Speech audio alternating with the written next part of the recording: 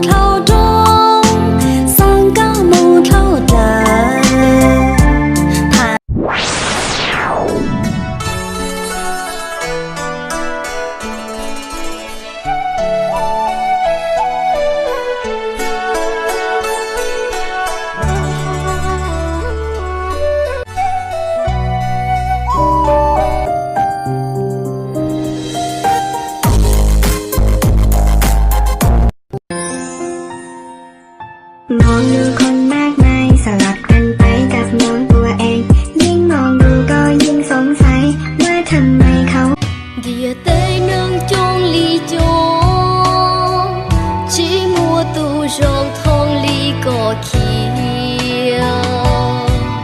Địa tê nâng tao liền tao luôn chia chỉ tao.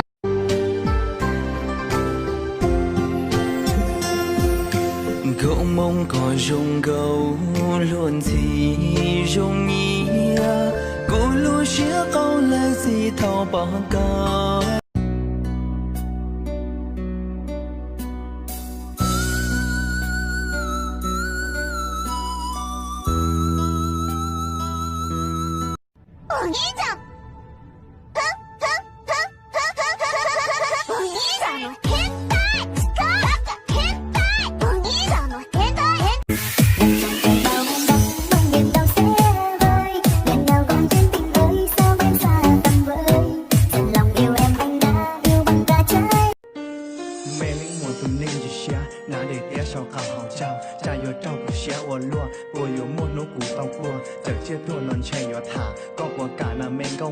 Một trong chỉ xử lý có theo lon gì qua bọn nè.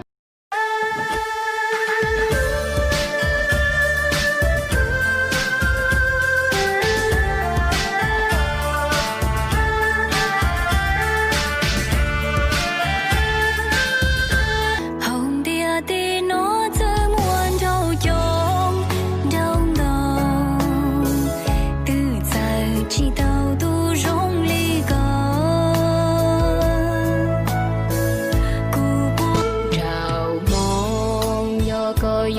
Xây lên cư do có say cô vừa tao trò của phong như sai nữa vừa tao má tua cô tê đông tua cô ta cô y nhớ nói có yo lên cư Cô luôn bê hù nu yo.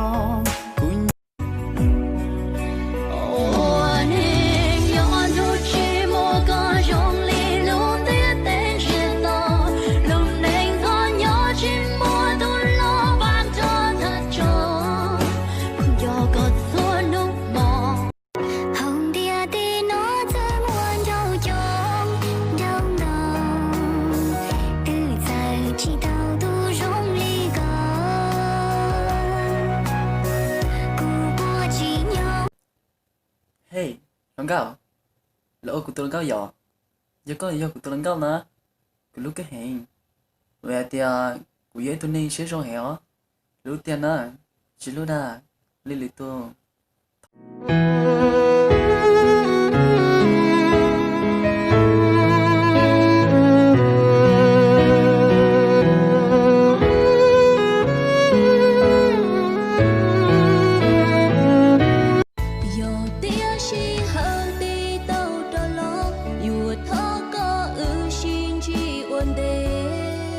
Thì tao lo có tu po nhẹ cầu